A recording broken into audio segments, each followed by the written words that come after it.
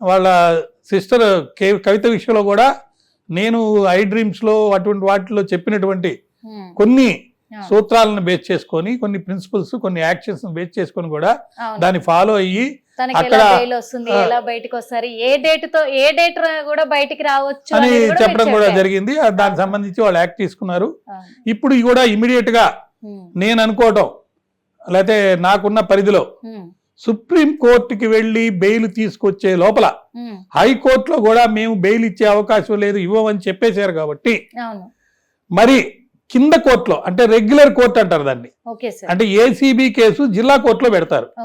ఇప్పుడు FIR register అయిపోతే దాని కాపీ ఏసీబీ కోర్టులో ఉంటుంది. కాబట్టి కింద కోర్టులో 437 కింద కానీ 8 కింద కానీ రెగ్యులర్ బెయిల్ అనేది వేయచ్చు. ఆ రెగ్యులర్ బెయిల్ సైమల్టేనియస్ గా జిల్లా కోర్టులో వేయచ్చు, హైకోర్టులో వేయచ్చు. రెగ్యులర్ బెయిల్ వేసినప్పుడు దాని యొక్క పరిధి వేరు, దాంట్లో తీసుకునే కన్సిడరేషన్స్ వేరు. రాజ్యాంగ ఉల్లంఘన జరిగిందని చెప్పినప్పుడు హైకోర్టులో క్రాష్ వేయటం వేరు. దానికి సంబంధించి పిటిషన్ కొట్టేశారు కాబట్టి ఇప్పుడు రెగ్యులర్ బెయిల్ కింద, అంటే ఉదాహరణకి మన పుష్ప 2 కేసులో కూడా ఇంటరిమ్ బెయిల్ అనేది ఉన్నంగా రెగ్యులర్ బెయిల్ వెళ్ళి తెచ్చుకున్నాడు. అదే విధంగా ఈయన కూడా సుప్రీంకోర్టుకి వెళ్ళి అక్కడ సుప్రీంకోర్టులో కింద కోర్టులో వేసిన క్వాష్ ఆర్డర్, అంటే పాస్ చేసిన ఆర్డర్ తప్పు అని అక్కడికి వెళ్ళి ఇంటరిమ్ బెయిల్ తెచ్చుకునే లోపల అరెస్ట్ చేసే అవకాశం ఉంది. కాబట్టి రెగ్యులర్ బెయిల్లో వెళ్ళి అక్కడ కింద కోర్టులో కూడా 438 కింద కానీ 439 కింద కానీ ఈయన ఇంకా అరెస్ట్ చేయలేదు. కాబట్టి యాంటిసిపేటరీ బెయిల్ మూవ్ చేసేదానికి అవకాశం ఉంది. అది కనుక చేస్తే రెగ్యులర్ కోర్టు, అంటే జిల్లా కోర్టులో లేదా హైకోర్టులో రెగ్యులర్ సైడ్ అప్లై చేసి క్వాష్ కింద కాకుండా అక్కడ కూడా ఇంటరిమ్ బెయిల్ కానీ రెగ్యులర్ బెయిల్ కానీ వెళ్ళి అడిగే అవకాశం ఉంది. అలాంటిది చంద్రబాబు నాయుడు గారి అరెస్ట్ లో కూడా అప్పుడు వచ్చిన ఆయన సీనియర్ కౌన్సిల్ రెగ్యులర్ బెయిల్ వేయకుండా ఆయన్ని అరెస్ట్ జరిగి లోపలికి పంపించి 53 రోజులు పెట్టే పరిస్థితి జరిగినప్పుడు అది తప్పు. కేవలం క్వాష్కి వెళ్ళి క్వాష్ పిటిషన్ మీద ఆధారపడి అరెస్టే ఇల్లీగల్, రిమాండ్ ఇల్లీగల్ అని చెప్పి ఆర్గ్యూ చేస్తూ కాలయాపన చేస్తే మనిషి లోపల ఉండిపోతాడు. ఒక లీడర్ గా, భవిష్యత్తు ఉన్న వ్యక్తిగా ఆయన అరెస్ట్ అయ్యి లోపలికి పోకుండా ఉండాలంటే అరెస్ట్ ఇల్లీగలు, రిమాండ్ ఇల్లీగలు, కేసులో అసలు ఇంగ్రీడియంట్సే లేవు, కేవలం పర్మిషన్లు అనేవి తీసుకోకుండా డబ్బులు ఇచ్చేంత మాత్రాన అది క్రిమినల్ బ్రీచ్ ఆఫ్ ట్రస్ట్ కాదు. ఏ ట్రస్ట్ ఉల్లంఘన జరగలేదు, నాకు ఎటువంటి డబ్బు అందలేదు, నాకు చేతికి డబ్బు అందనప్పుడు ఆ పంపించిన సుమారు 54,88,00,000 రూపాయలు ఒకటి ఏదైతే ట్రాన్స్ఫర్ చేశారో ఆ అమౌంట్ కానీ మరొక అమౌంట్ 8.3 lakhs ఆర్ సో దాన్ని ఆదాయ పన్ను కింద ట్యాక్స్ పే చేయడం కానీ ఈ 2 పేమెంట్స్ అనేవి అఫిషియల్ గా బ్యాంకుల ద్వారా కన్సర్న్ కి ట్రాన్స్ఫర్ అయింది. కాబట్టి నా చేతికి ఏమి అందలేదు. ఫార్ములా ఈ రేస్ నిర్వహణ ఎవరి ప్రయోజనం కేసును చేపట్టారు అని అంటే హైదరాబాద్ కోసమా, అంటే హైదరాబాద్ కోసం అని వాళ్ళు వాదిస్తున్నారు. సొమ్ము ఎక్కడికి వెళ్ళింది, మళ్ళీ వెనక్కి వచ్చిందా, పిటిషనర్ కి చేరిందా అనేది దర్యాప్తులో తేలాల్సిన విషయం ఉంది. దానికి సంబంధించి ఎటువంటి ఎవిడెన్స్ ఇప్పుడు దాకా వాళ్ళు క్రియేట్ చేయడం కానీ లేకపోతే పరిశోధనలో పట్టుకోవడం కానీ జరగలేదు. కాబట్టి నన్ను అరెస్ట్ చేయడానికి లేదు, నాకు తప్పు లేదు అని చెప్పి ఆయన వాదిస్తున్నాడు. కానీ ఈ డబ్బు అనేది ఎలక్షన్ కమిషన్ పర్మిషన్ లేకుండా ట్రాన్స్ఫర్ అయింది. అదే విధంగా హెచ్ఎండిఏ నుంచి కట్టారు. హెచ్ఎండిఏకి సంబంధమే లేదు. ఇది కట్టాల్సింది ఒక ప్రైవేట్ పార్టీ కట్టాలి. ఆ ప్రైవేట్ పార్టీ కట్టకుండా మరి ఆ ప్రైవేట్ పార్టీ నుంచి కాకుండా డైరెక్ట్ గా మరి వీళ్ళే ఆ పేమెంట్ చేశారు హెచ్ఎండిఏ వాళ్ళు. హెచ్ఎండిఏకి పే చేసే అధికారం లేదు. ఎఫ్ఈఓ కట్టింది. ఇది ఎఫ్ఈఓకి ఎలా కడతారు? ఇది ట్రైపార్సియేట్ అగ్రిమెంట్ లో హెచ్ఎండిఏ పార్టీ కాదు. హెచ్ఎండిఏ పార్టీ కానప్పుడు హెచ్ఎండిఏ ఎందుకు కట్టాల్సి వచ్చింది అనేది చూసినప్పుడు చాలా ఇది ఇల్లీగల్ అని చెప్పి మనకు క్లారిటీ అనేది వస్తుంది ప్రైమా ఫేషిగా. దానికి సంబంధించే ఈ ఉద్దేశం ఏంటి, ఎందుకు కట్టాల్సి వచ్చింది అనే దానికి సంబంధించి దర్యాప్తు చేయాలని కేటీఆర్ దురుద్దేశమా సదుద్దేశమా అన్నది దర్యాప్తులో తేలాల్సి ఉంది. ఆ దర్యాప్తు చేయకుండా మీరు ఎట్లా ఆపుతారు? దర్యాప్తులో భాగమే అరెస్ట్. సో అరెస్ట్ ఎలా ఆపుతారు? ఆపటానికి లేదు. సో పురపాలక శాఖ ముఖ్య కార్యదర్శి తరపున senior councillor CV Mohan Reddy garu న్యాయమూర్తి దృష్టికి తీసుకెళ్లి ఈ విషయాన్ని ఆర్గ్యూ చేశారు. అంటే ప్రభుత్వ సొమ్ము నిర్వహణలో ఉల్లంఘనలు జరిగినట్టు క్లియర్ గా జరిగితే ఐపీసీ సెక్షన్ 405, 409 వర్తిస్తుంది అని ఆయన వాదన. So criminal breach of trust అనేది జరిగింది కాబట్టి దాన్ని ఎవరికి పోయింది ఈ డబ్బు అని చెప్పి ఎంక్వైరీలో తేలాలి కాబట్టి ఈయన అరెస్ట్ చేయడం లేదా విచారించడం అనేది సర్వసామాన్యం భాగం అని చెప్పి ఈయన వాదిస్తున్నాడు. వాళ్ళు ఏమంటున్నారు? పర్మిషన్స్ అనేది తీసుకోలేదు, అది ఎలక్షన్ కమిషన్ నుంచి కానీ లేకపోతే కన్సర్న్ అథారిటీ నుంచి కానీ, బట్ పేమెంట్స్ అనేవి బ్యాంక్ ద్వారా 1-to-1 జరిగినాయి. మరి అటువంటప్పుడు ప్రమోటర్ అయిన S next gen private limited అనే కంపెనీ కట్టాలి డబ్బు. దాని బదులుగా హెచ్ఎండిఏ కట్టింది కాబట్టి ఆ కంపెనీ బెనిఫిట్ పొందింది కదా. సో ఆ బెనిఫిట్ పొందిన కంపెనీ నుంచి అమౌంట్ ఎవరికి వెళ్ళింది అది ఎంక్వైరీలో తేలాలి. ఆ ఎంక్వైరీలో తేలేంత వరకు మరి పరిశోధనలో చేసుకునే పవరు, డ్యూటీ, అవకాశం ఏసీబీకి ఉంది. సో ఏసీబీలో భాగంగా 9వ తారీఖు రమ్మన్నారు. కానీ ఇప్పుడు కేసే కొట్టేసిన తర్వాత దాన్ని అడ్వాన్స్ చేయొచ్చు, లేకపోతే ఆయన వచ్చే లోపలే ఎంక్వైరీలో ఈ జెన్కోలోనో లేకపోతే పలాన్ దగ్గర ఇంత అమౌంట్ అనేది ఇలా ఇక్కడి నుంచి ఇక్కడికి వీళ్ళకి ట్రాన్స్ఫర్ అయింది, అక్కడికి వాళ్ళకి ట్రాన్స్ఫర్ అయిపోయింది అని చెప్పి చెప్పొచ్చు. అక్టోబర్ 3, 11, 2023 తేదీల్లో ఎన్నికల కమిషన్ అనుమతి లేకుండా ఈ పేమెంట్ జరిగింది. ఆ పేమెంట్కి ముందు కానీ ఆ పేమెంట్ తర్వాత కానీ ఈ S next gen private limited తగ్గించి కానీ లేదా వీళ్ళు ఎవరికైతే పేమెంట్ చేశారో ఈ 58 కోట్లు ఒకటి, మళ్ళా 8 చిల్లర కోట్లు ఒకటి, వాళ్ళ దగ్గర నుంచి అమౌంట్స్ ఎవరెవరి నుంచి ఎక్కడికి పోయినాయి అని చెప్పి కనుక తేలితే ఆ మధ్యాహ్నం లీకులు ఇచ్చారు ఒక మంత్రి వేరే దేశం నుంచి బాంబు బేలబోతుందని. అట్లాంటి బాంబు ఏంటంటే ఈ అరెస్ట్ అవునా కాదా? అయితే ఈ అరెస్ట్ కి సంబంధించి పొలిటికల్ గా కూడా కొన్ని డిస్కషన్లు జరుగుతున్నాయి.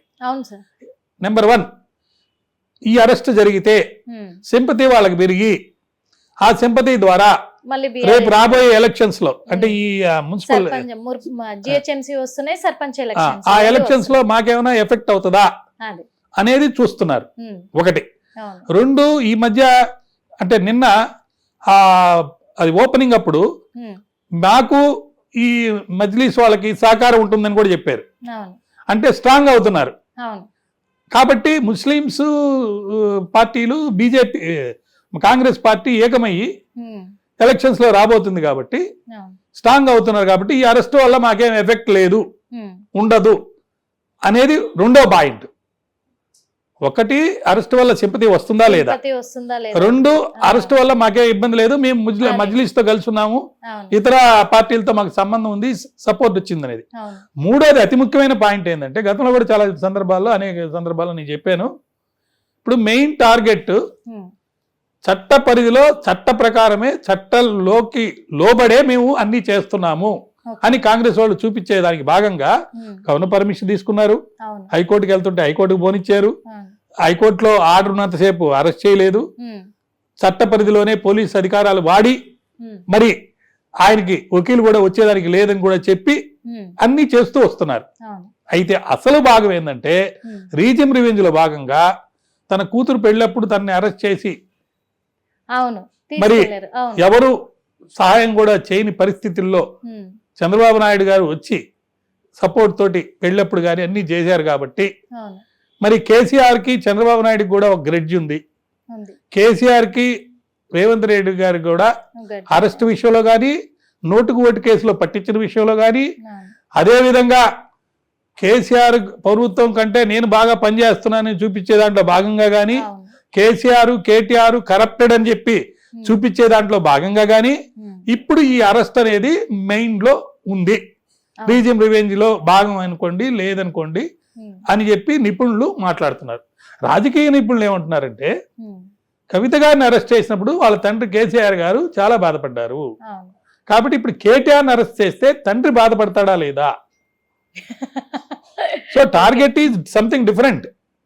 సో అనేది అసెస్ చేసుకొని ఒకవేళ ఆ అసెస్మెంట్ లో కేటీఆర్ గనక అరెస్ట్ అయితే కేసీఆర్ కూడా వీక్ అవుతారు మానసికంగా.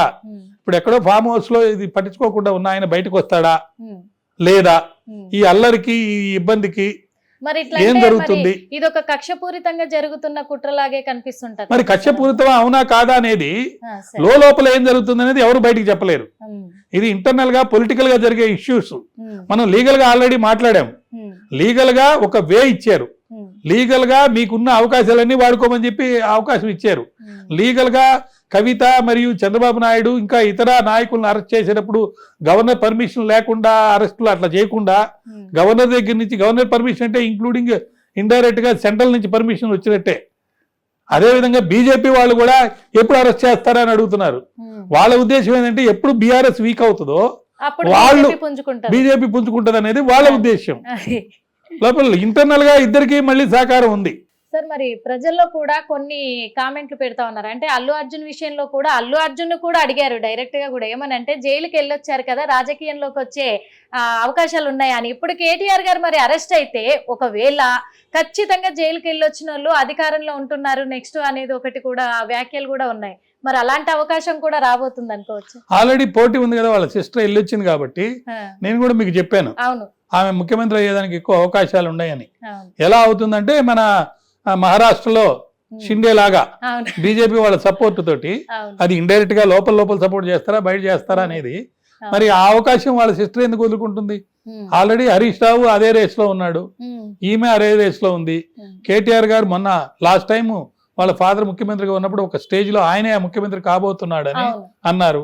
కాబట్టి ఇప్పుడు అరెస్ట్ అయితే అది కూడా ఒక క్వాలిఫికేషన్. అంతే అని, ఎందుకంటే అరెస్ట్ అవ్వడానికే చూస్తున్నారేమో, జైలుకి వెళ్ళేసి వస్తే అధికారంలోకి ఖచ్చితంగా వస్తాము అని అంత ఈజీ కాదమ్మా. జైలుకి వెళ్ళి వస్తే అధికారం వచ్చే పని అయితే అందరూ జైలుకి వెళ్ళి వస్తారు, కానీ అది కాదు. ఇక్కడ అధికారంలో వచ్చే అవకాశం ఉన్న వాళ్ళు, ముఖ్యమంత్రి అయ్యే అవకాశం ఉన్న వాళ్ళు అనుకోని పరిస్థితుల్లో అరెస్ట్ అయితే అది యాడెడ్ అడ్వాంటేజ్ అయ్యి దానివల్ల ఒక ప్లస్ ఏ జరుగుతుంది, మైనస్ జరగదు. తర్వాత వాళ్ళు కూడా రిలీజ్ అవుతారు. జైల్లో ఉండి రావడం అంత ఈజీ కాదు.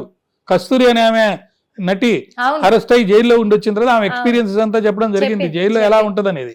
ఇప్పుడు పుష్ప 2లో అంత సక్సెస్ 1831 కోట్లు 36 రోజుల్లో కలెక్ట్ చేశానని చెప్పి ఆ వచ్చే ఆనందం అంతా పక్కకెళ్ళిపోయి పుష్ప 2లో ఆయన అరెస్ట్ వల్ల ఆ కొంత సమయం జైల్లో ఉన్నప్పుడు అతనికి ఒక నెంబర్, అతనికి ఒక సెల్, అతని ప్రైవేట్ పార్ట్స్ తో సహా బాడీ అంతా చెక్ చేయటం, అంటే కొంత వెసులుబాటు అనేది వాళ్ళు చేస్తారు. బట్ ఎంత చేసినా ముద్దాయిగానే రికార్డు ఉంటుంది. అది తప్పని నేను అన్నాను. కేసులో శిక్ష పడేదాకా ముద్దాయి మాత్రమే కాబట్టి, నిందితుడు మాత్రమే కాబట్టి, అతని మీద శిక్ష పడలేదు కాబట్టి అతను తప్పు చేసినట్టుగా మనం భావించడానికి లేదు.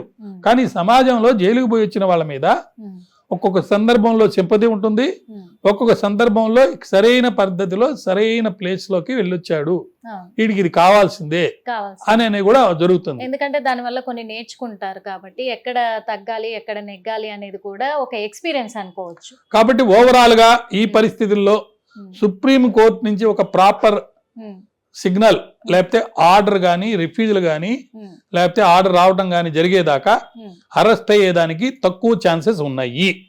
కానీ ఆల్టర్నేటివ్ రెమెడీ కింద కోర్టుకి వెళ్ళి పుష్ప 2లో రెగ్యులర్ బెయిల్ ఎలా తెచ్చుకున్నాడో ఆ తెచ్చుకునే అవకాశం కూడా ఉంది. కానీ దాని మీద అయితే ఇప్పుడు దాకా న్యాయ నిపుణుల మధ్య చర్చ జరగడం లేదు, దాన్ని చేస్తారని అందరూ అనుకోవడం లేదు. కానీ నేను మా ఊహిస్తున్నాను. ఎందుకంటే ఒక రెగ్యులర్ ప్రాక్టీస్ చేసే అడ్వకేట్ కి బేసిక్ గా అతనికి తెలిసింది ఏంటంటే, అతను చేసే ఒక రెగ్యులర్ స్టెప్స్ ఏంటంటే కింద కోర్టుకి వెళ్ళి అప్రోచ్ అవటం, అప్రోచ్ అయ్యి అక్కడ ఇంటర్మ్ బెయిల్ తీసుకోవటం. అలా తీసుకున్నప్పుడు అది లాంగ్ రన్ లో ప్రొటెక్షన్ అనేది ఉంటుంది.